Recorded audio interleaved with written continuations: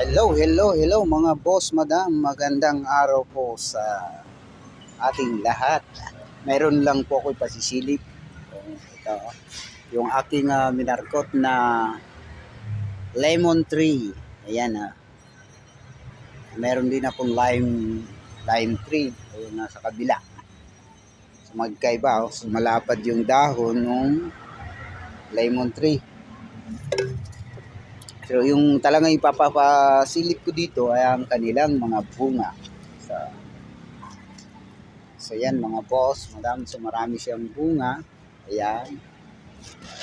So marami yan bunga. Pati itong aking minarkot o budding ay meron na siyang bunga. Ayan Ayan. So marami ako ditong re-replant na naman. Isa na ito.